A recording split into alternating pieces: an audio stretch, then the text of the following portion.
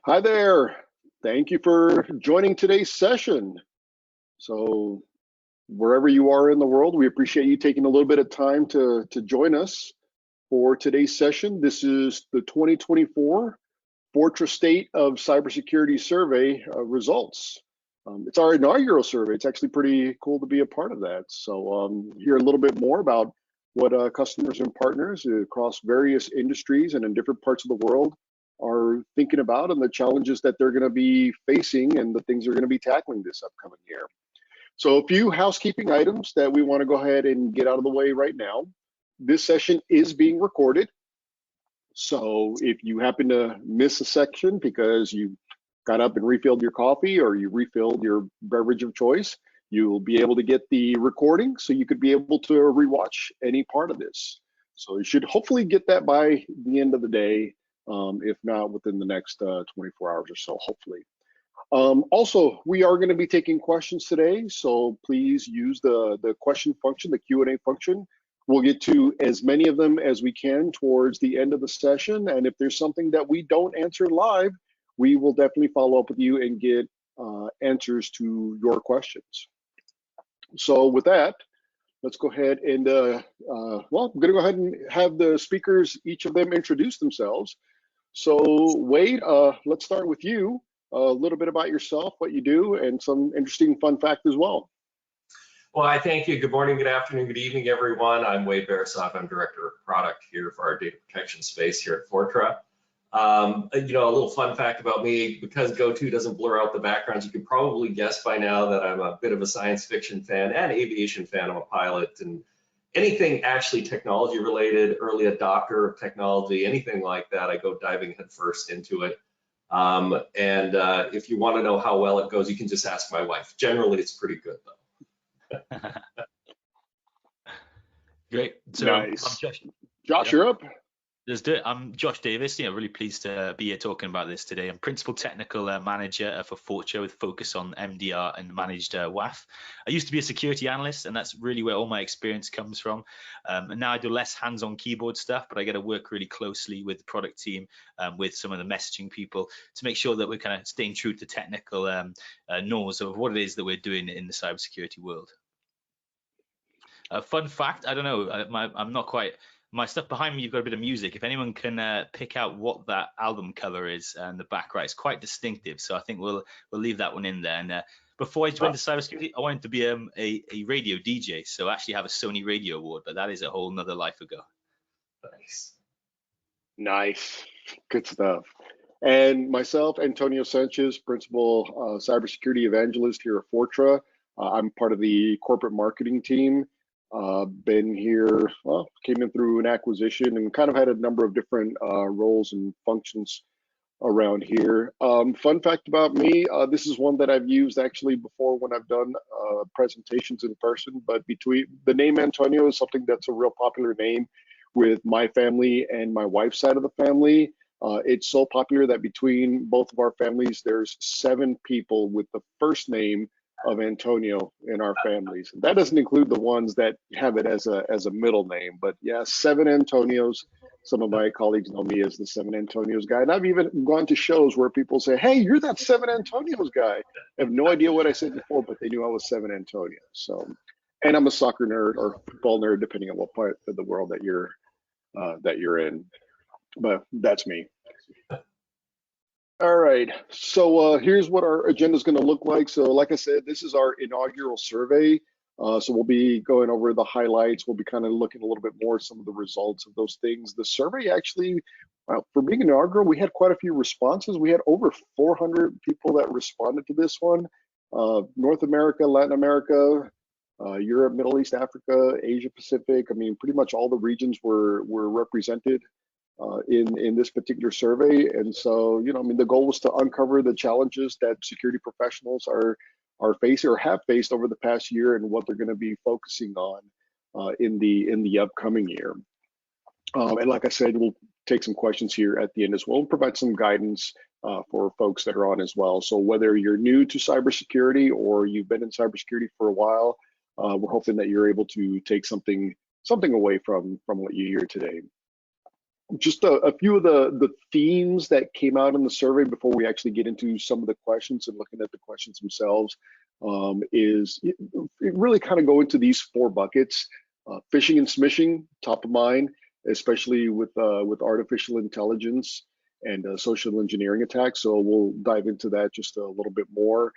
Going down a hybrid world, so organizations are still going to maintain their on-premise footprint. So we'll be looking at a little bit more around that and what people had to say about that.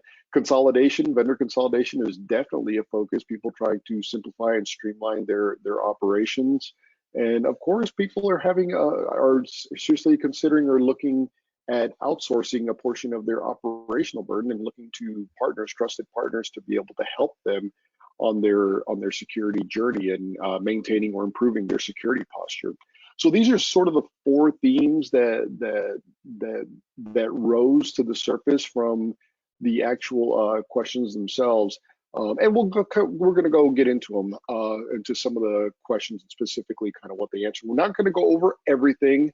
There were several questions on the survey, but you will be able to get an opportunity. We will send you a link where you can download the actual full survey if you want to read the full survey itself and kind of all the results.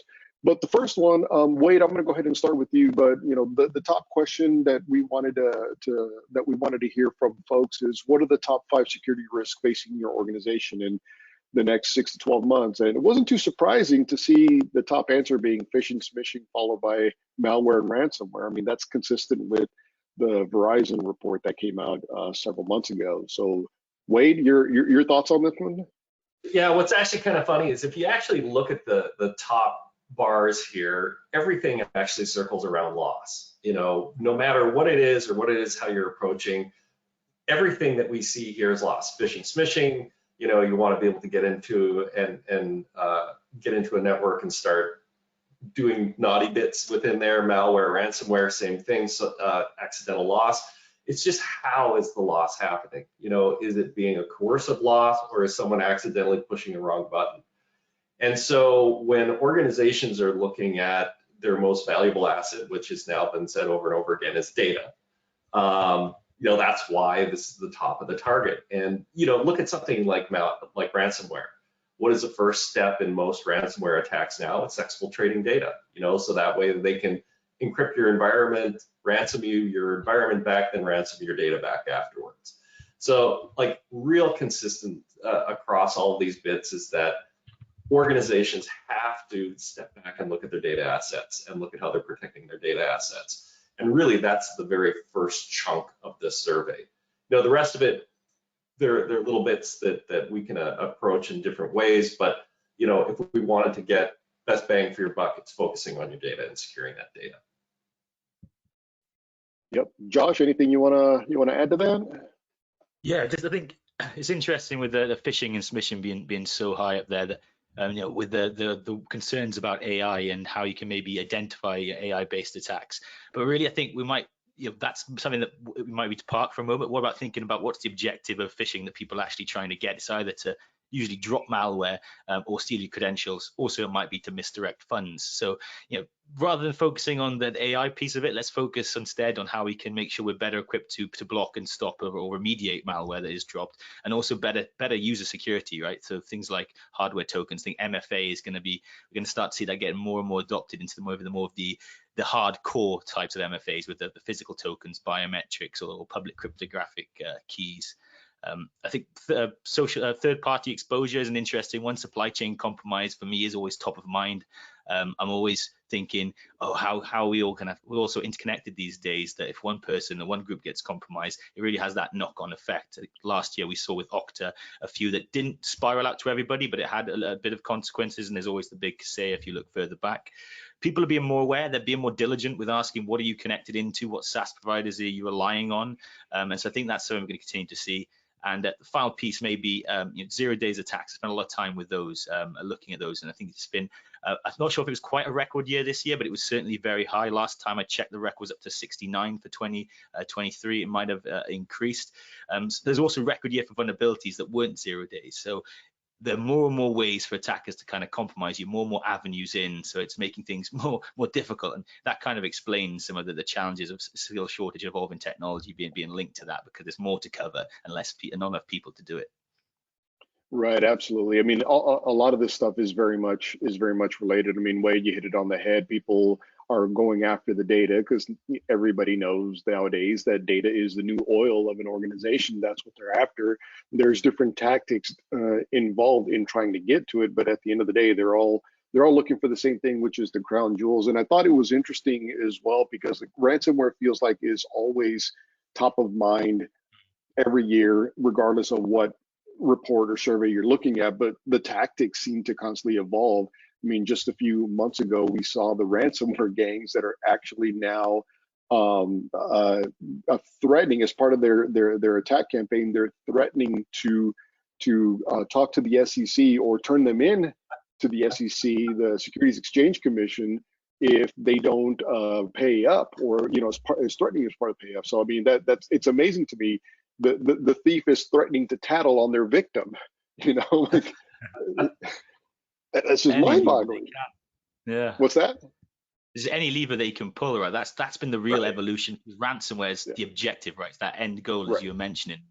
And it seems to have evolved into any type of extortion. It's no longer just encrypting your devices. We've seen that with double, triple. Are we on quadruple extortion ransomware now? I think that was the quadruple one that you just listed.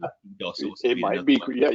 It used to be encrypt, and then, well, no, let's download and then encrypt. Well, let's download and then threaten to sell and encrypt. And I guess that would maybe be, and there might be one that we're missing, but yeah, it's the DDoS attack now. They're just going to spam you until you pay as well. So more difficult to get yourself back up. Yeah, absolutely. I mean, we could probably stay on that one here, but I want to go ahead and move on to the next one, which this one's actually pretty closely related to the first one. Or 1 and 2 are related. What are your organization's top 5 security initiatives for the next 12 months?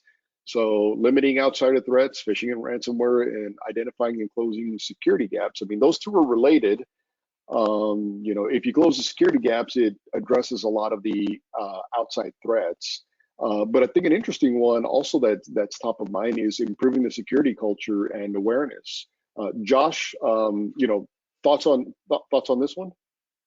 Yeah, I mean, I'd almost see that one, the one that's 58% improving security skills, as being kind of intertwined. Right? I think probably that on the right, they're thinking more about improving the security skills of technical people and analysts, but it's really security skills of everybody. You all have security skills, whether that's just awareness of what not to click on, or who to get in touch with when you think something might be wrong, because humans are detection mechanisms as well, not just algorithms and correlations and so on. Wade, your thoughts? Yeah, what's interesting, improving security culture and awareness has always been a fascinating one to me, because it's almost like pushing a rope a lot of times.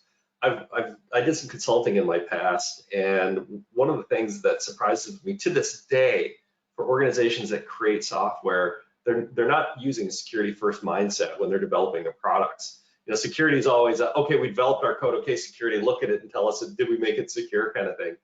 And it's not just what you're building, it's and what users are using and how they're sharing it and all that good kind of stuff, and how they're interacting with people, but it's also what you build too. So if you don't have a security first mindset when you're developing your code or you're developing your products, like, you got to get there. Like, you needed to get there 5 years ago, but it really needs to be a part of your culture, and it needs to be. It's not an annoyance that you need your code reviewed and approved. It just needs to be a part of the underlying how you approach everything. And using the tools that you have to actually educate people versus just bonk people in the head. Like, what security came into, I've been a part of this for a long time, and in the beginning, security was more of the cop thing. Don't do this, don't do that kind of thing. Well, tools are actually really good at educating people too. So if you actually change your perspective on how you're communicating to people through the tools that you have, educate first, make sure people are aware of what they're doing so they don't do it again. Just threatening and bonking and you're in violation of this and that, and all that kind of stuff. Yeah, it lands for some folks, but it's a lot better if you're helping them along. to help get some of these percentages down, or in some cases up when it comes to security awareness, really helps round out the whole the whole process from the time you implement the tool to the time people are being impacted by it.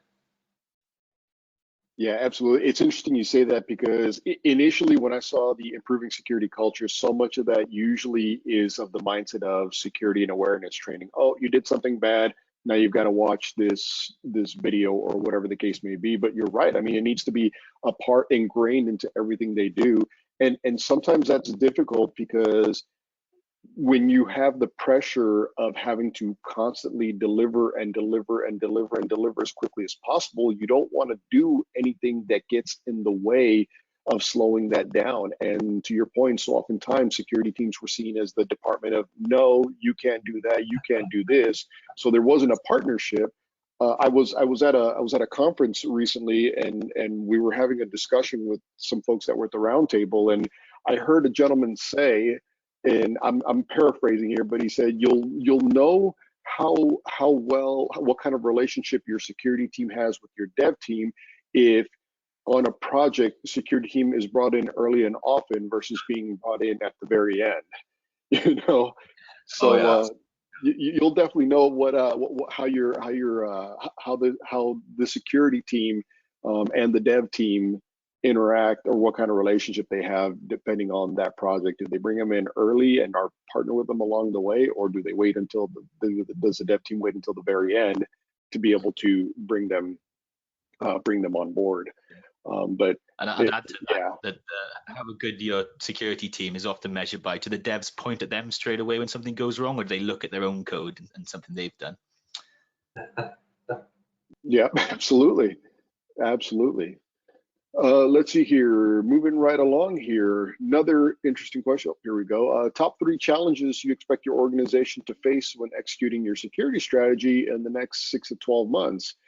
And budget limitations always seems to be one of the top choices, but one of the interesting ones is threats. They're changing constantly. And then, of course, lack of security knowledge and security skills. And part of that, Wade, I think, we had this conversation recently on another call, is that part of the reason your threats are changing constantly, and the people are having to keep up with more stuff than what they ever had to do before, and they're having to be more generalists rather than be able to be specialists. Or did I misunderstand what you were talking about there? Oh no, spot on. Like if you think about, I was part of a very large organization in my past security team, and when we started the team, it was, here's a product that you have to take care of and know about. So we learned about it in great detail, and we were really masters of that product. And then, hey, you did a great job, so here's another tool you got to learn now. Oh, okay. So you start learning another. Oh, here's another one. Oh, here's another one. And so what happens is as teams get more and more products that they have to maintain to secure the organization, the level of skill that you can apply to it starts to go down and down and down and down and down. To the point where, I can actually, you look at the two things, threats are constantly changing and lack of security and knowledge and skills right beside each other, both at 45%. Like, that should be the scary part here. Is, hey, we went and bought stuff and we have no idea how to use it, or we have no idea how to use all the features. I actually, a personal analogy for me is, everybody I think on the call probably uses Microsoft Word, or maybe even Google Sheets or something like that. There's probably 8,000 features in Word, and I use the same 20 over and over again, and I have no idea what the other 7,800 features are. And it's because we don't have the time to go dumpster diving into every little thing that a product can do, even if it could help us. So those threats are changing, but are we taking advantage of working with our products and our vendors to figure out what are the most impactful ones for our organization, and use that information and knowledge as a guide? Well, why did you even create this feature as part of this product? Oh, it's because it's going to help XYZ as part of your environment. So that's kind of the thing that's interesting, is that we need to secure organizations. We bring products in to help do that, but we don't have the time to figure out how to use them. So, part of that knowledge or that learning that we can do is take advantage of the resources that you have available to you, even though you have limited time. Mm. I really like that point. I think it's a great one about spreading yourself too thin. But I would also argue for that kind of that diversification of security responsibilities is going to be the future hybridization of roles. And there's a sweet spot where you can get it right. If you're not moving them onto too many things and having far too many features for them to learn, but giving them, enabling your security teams with a constant, focused set of tools that work together, that talk to each other, that they able to then break down the silos of what it is they're seeing, the functions they're doing, but also the analyst. If you are able to work across a few different tools as well, the analysts themselves aren't siloed. It's that where the people need, when they're able to kind of write the rules and analytics, the stuff they're looking at, and they're able to kind of work them as well, they have a much greater understanding of what it is they're doing, rather than kind of playing a game of passing it down the chain. So there's a sweet spot to be had. Diversification is the way it's got to go. We need to find that's done responsibly, and that you take advantage of things that are going to let you they're going to augment your security teams. That lack of staff really stands out to me as someone who's worked in as a security analyst in managed service providers.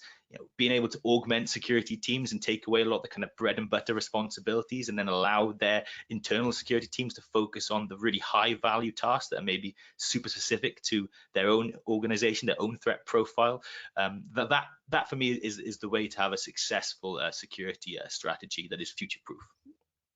Yeah, Wade, I was just thinking about your example of the Word doc or the Google Sheets doc. You use the same 20 things, so whatever that percentage comes out to be, let's say it's 5% of Word, there's a whole bunch of other stuff.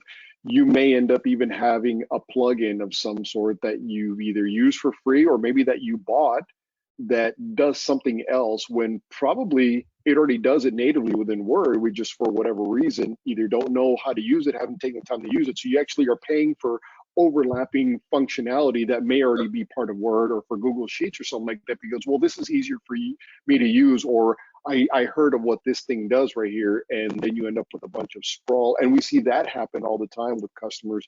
Do the same thing. A new threat comes in, there's a new category, there's a new tool for that, and they do that. And sometimes they don't realize, oh, my product that I already have, or one of the products that I've already invested in, can already address this function. It addresses it in this way. So you're kind of the same thing, where you have all these sophisticated tools, but you only have 5% of using them. And nowadays, I mean, with the emergence of AI, how long did we go before saying AI? We went a while, so that was pretty good, because it seems like AI is everywhere.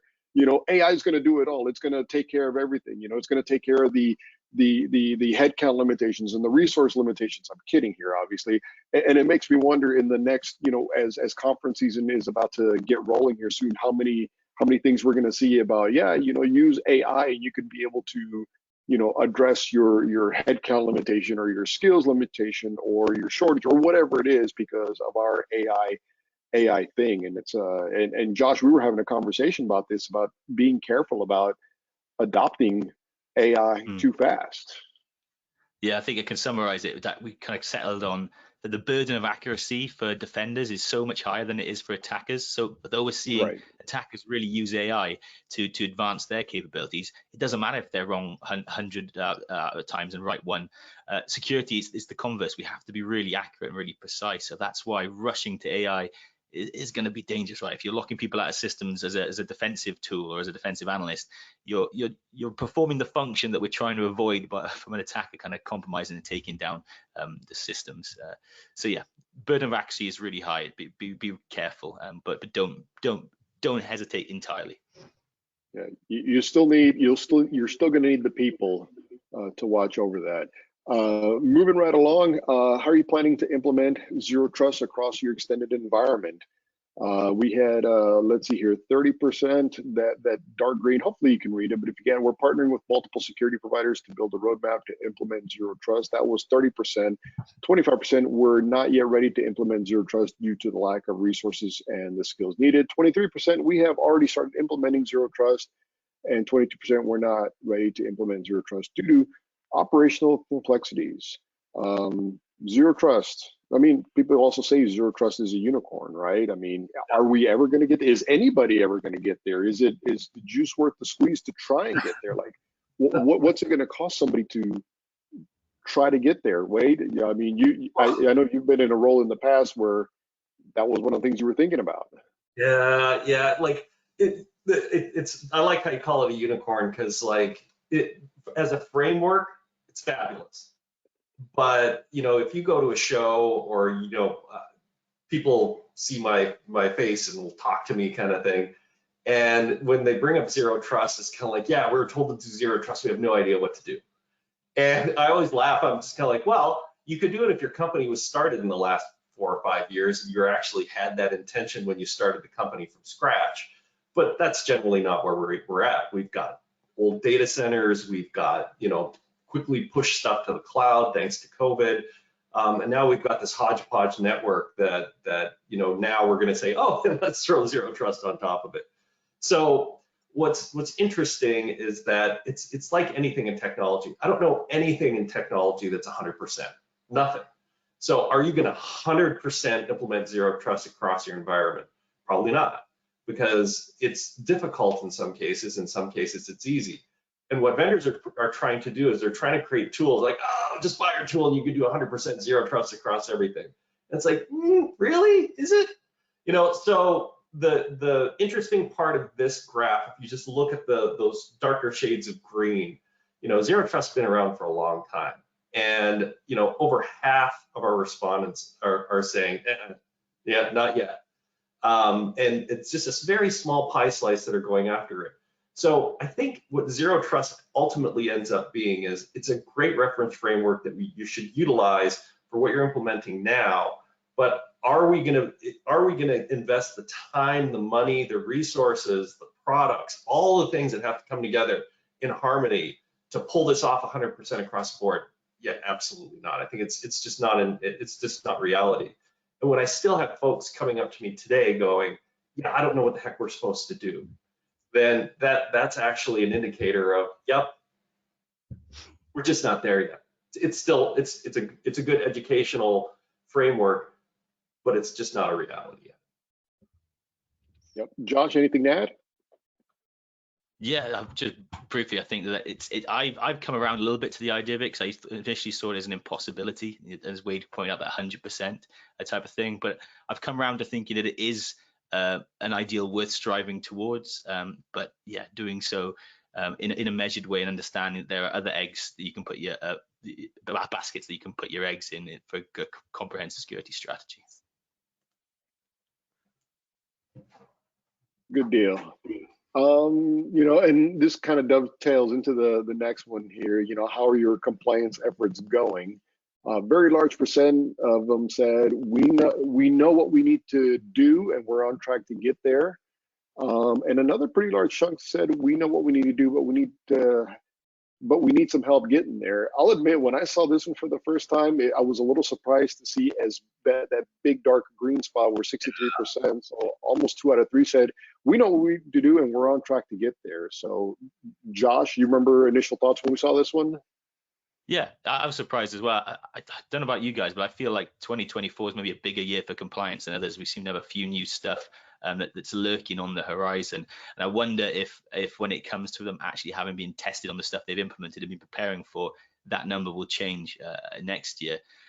But great to see the confidence. I think maybe if you have tools that are able to kind of speed up your reporting for audit times, kind of initially pull and show exactly what you've got and what you're doing to tick the different compliance boxes, then you can have a really good smooth ride. So hopefully that's what the 63% of people are doing, and they have most of the stuff ready to go, canned and ready, and they just need to fill in some of the gaps. Yeah, I would love to actually ask a follow-on question to that 63% and say, we know what we need to do. Really? How do you know that? Just recently, I was chatting with someone, and they were talking about all their things they're doing for their compliance efforts, and all products they're going to use and all that kind of stuff. I'm like, wow, so you have a really good relationship with your legal, privacy, and compliance team. And he was like, no. And I'm like, well, how are you coming up with your requirements? How do you know what it is that you're doing? Because a tool is a tool. Like, who cares about the tool in some cases? It's what is it that you need it to do? What are your requirements? What are your use cases you're trying to comply with? recently just went and dug through, again, I'm a nerd, dug through, what privacy laws have been enacted in the last like 7 years. And I stopped counting at like 18.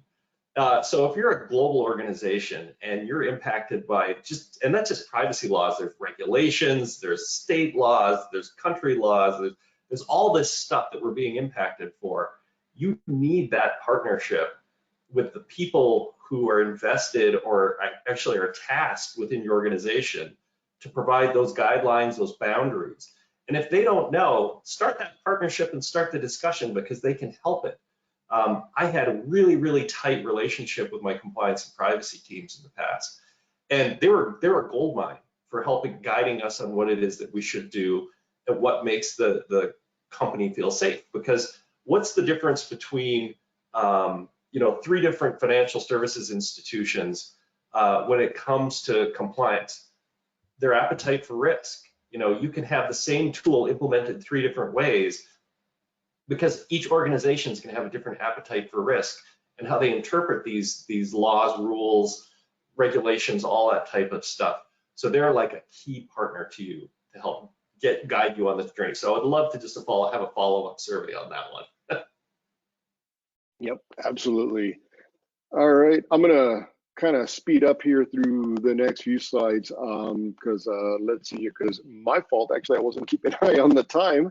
And I want to be respect people's time, but it's just fun when we're talking in on some of these things. But I'll speed this up along here. Best describe your cloud strategy. I think there's no surprise that we saw most everybody, 3 out of 4, talking about hybrid cloud, hybrid environment being cloud plus on-premise. They can't get rid of whatever their on-premise systems are. They're going to have some sort of footprint, regardless of what their strategy was. And for the ones that didn't have any plans to move to the cloud, they had some challenges, security concerns being the top thing. Wade, your thoughts? Yeah, obviously it's really country specific. North America is very focused on cloud. You can start going to EMEA, APAC, LATAM and stuff like that. They're still very much on-prem. And it fluctuates by industry too. So it depends on what region of the world you happen to be in, on how big your cloud strategy is impacting your organization. Josh, anything to add? Did we lose Josh? I can't see him. Josh is quiet. Oh, forgive me. I've had a bit of a cold. I've had a little cough. I wasn't going to see that left though if you kept going. So I think the hybrid stuff is what really stands out. The fact that we've seen this kind of pendulum swing to one cloud provider, then to another one, and it kind of that pendulum keeps swinging back and forth. And some people even start pulling some things more on premise. But 100%, I think we're going to be settled into that hybrid environment, and that presents different challenges as well. Because yes, it's best to breed technology for what it is you're trying to achieve for your users, more than likely. But then it poses different challenges. Wade, you talk that example about the features of Office versus a G Suite is very poignant again, because even sometimes things that do exact same functions have different names, which makes it sometimes difficult to kind of correlate this information and see it as the same similar thing. I really struggled with cloud early on as an analyst until I spent a time going into all of the different courses to understand, it's all just the same concept, the same pieces hidden behind a different kind of superficial wrapper. So yeah, I think XDR extending that capability across everything is really something that is why we've seen that big boom in the extended piece, because we are in so many different places now. We need to extend our security into all the places that we operate. Otherwise, we open up risks to the entire stack. Good deal. Here was an interesting one. What best describes your cybersecurity staffing strategy? You select all that apply. It was great to see that that organizations are actually taking the bull by their horn, so to speak, and they're owning that function on improving the skills of their staff, because they're seeing the challenges that it is to not only find people, but to keep people and develop those people. Josh, I'm sure this one kind of goes into your wheelhouse since you actually came from that world. Yeah, 100%. I mean, I think I talked about the kind of value of the managed security pieces of being an augmentation rather than a replacement for your security team. That's certainly the evolution that I've seen. And so these things go hand in hand. You improve the skills of your staff while having a managed service provider kind of hold the hand and keep the lights on for that process. I also do some stuff outside of work where I help people kind of get into cybersecurity, get their first role, having come from an unorthodox past myself. So I think what's interesting is this skill gap that we're seeing that people are trying to address by improving the skills is now moved to the middle and the top ends of the roles. So it's difficult to fill those kind of high level security functions and tasks, especially as we've talked about people getting burned out, being asked to do too much and kind of going on to greener pastures or going on to maybe a calmer way of life because they have some really valuable skills. They don't need to be overworked. So it's about giving opportunities to the people coming up as well, using people in your lower more the entry level roles, and maybe shadowing them and pulling them up along with the middle and top people. That's the only way you're going to fill that skills gap that's much higher than it used to be. All right, good deal. And let's get into a few of the key takeaways. So Wade, you want to go ahead and start us off here? Yeah, honestly, as much of an advance as we are as far as all these products, tools, things that we need, getting back to basics in a lot of cases is key. You can't buy your way out of the problems that we have. So, Security 101, making sure that you actually have an education campaign. How many organizations have you walked into or been a part of where the education campaign is a 30-minute video that you have to watch, and then that's it. That's all you get for the entire year. People are people. We need to have constant reinforcement using different methods to be able to start, sinking in what is that we should do and what we shouldn't do. And so when we talk about emphasizing like Security 101, I always go back to the basics in that you have to start with the people. The people behind those keyboards, those are your most valuable assets. So you have to target those first. And yep, tools are going to help. Tools are going to help build the perimeters, help build some of the boundaries and provide some of that electronic feedback and enforcement, but you have to start with those people. Josh? Yeah, sure. So I think Emphasize Security 101 is a really interesting one because that's really broad, and I think it's understanding into the basics well. For me, also means it's not just focusing on the coolest and latest threat of the day. It's also understanding that exploits from 2017 are still being used in ransomware attack sequences, and looking at what you have, what inherent risk you have in your stack, and what you should be doing to threat model to understand how it is they get from point 1 to point 10, where they kind of hit the crown jewels, so to speak, and then plug in all those gaps responsibly rather than just focusing on the latest attention grabbing thing that maybe someone in the boardroom might have heard about and really wants you to focus on. So for me, that's what Security 101 is also about. And investing in the people, I think that's something that is super important, and probably don't see it enough. People need to be invested in a security profession because they need to be challenged. They need to see personal development in order for them to be happy and be content and staying. You might think, hey, I want to keep them where they're at because they're so crucial for what I need them to do, and the responsibility they're doing is working really great. But if you don't invest in them and kind of enable them to grow and evolve, then you're going to see them do that horizontally, laterally, move elsewhere to another organization. So I think good security analysts are going to want to advance and going to want to learn. That's the top skill for security professional, is having that ability to learn quickly and the desire to learn. So you need to enable that as part of as a hiring manager or as a leader to make sure you keep the best people. Yeah, and I'll just the last thing, and keep in mind with all that stuff that you see on the screen and things that we've talked about so far, change is really hard, and it's very discouraging too. So when you try to go after some of these things in your security organizations and you start getting to that resistance, that's normal. Resistance is normal. It's how you work it and continuously work it that you start to break those barriers down, because the immediate reaction to a new security product or something that's managing people is, oh, this is terrible, get this off of my endpoint immediately. And business leaders will throw up their hands and start, pounding on the CISO to say, this is impeding our business. But it's imperative to your business at the same time, right? So don't get discouraged by it. Make sure that you're continuously working it. And education is key. Education, examples, and working those use cases that you have.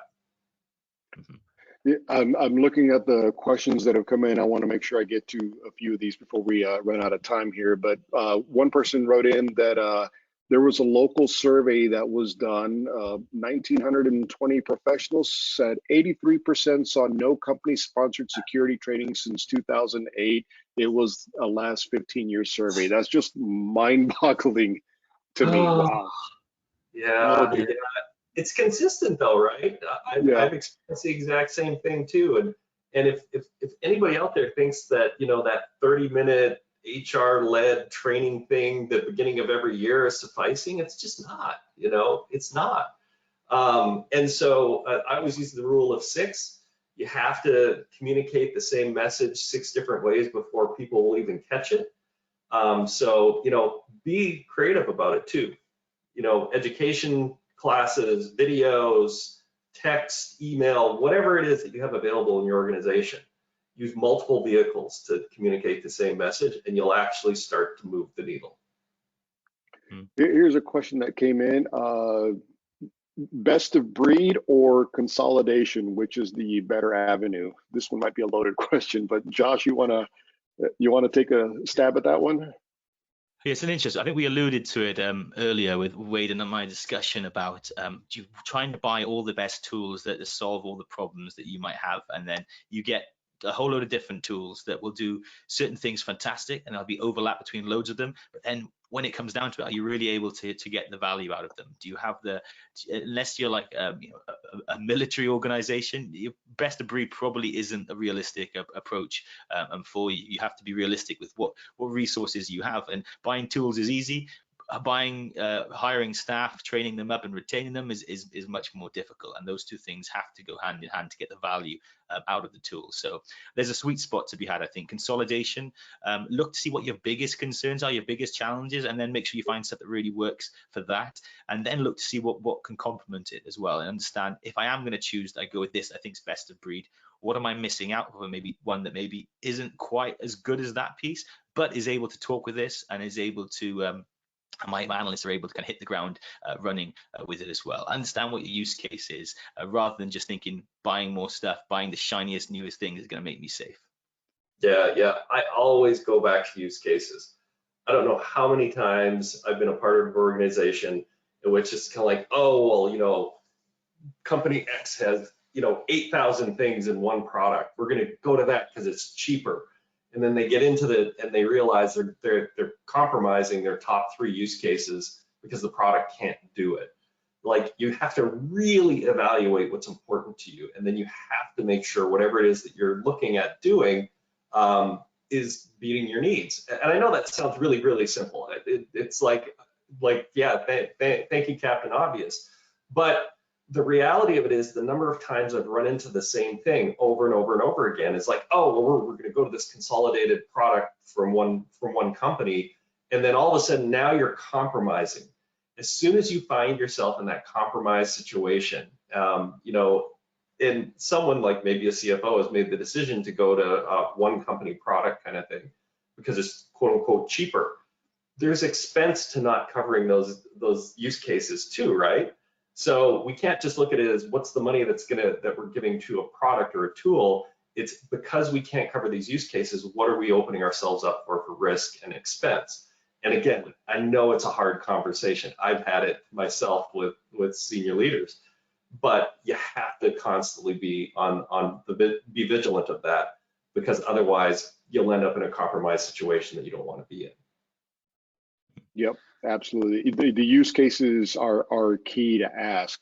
In fact, somebody actually sent a question in the chat: how much is practice of people branding everything as zero trust, no matter if it only addresses 10 to 15% of the framework? And isn't that every single framework, right? Every single framework you could say that about. Like, you have to ask those questions.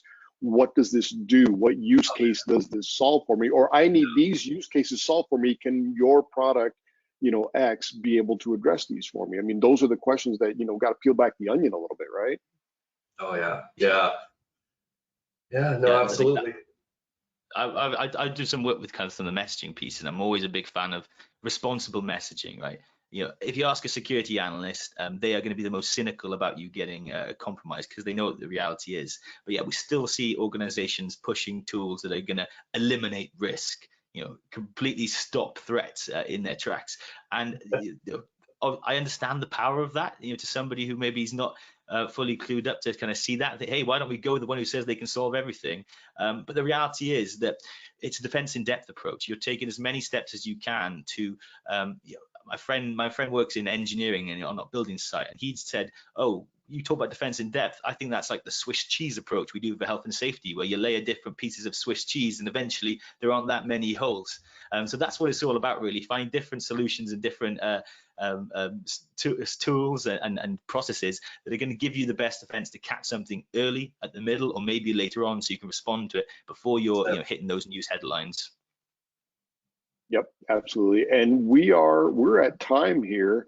There's going to be a short survey right at the conclusion of this webinar. So if you could take 30 seconds to fill it out, we'd greatly appreciate it. But I want to thank you, Wade. I want to thank you, Josh, as well. I want to thank all the people that hung around and watched this. So appreciate you hanging on with us. I hope you were able to find something insightful. If we didn't get to your question, we'll follow up with you. With that, we're going to go ahead and sign off. So thank you all for joining and have a great rest of your day. Thank you all. Thank you all.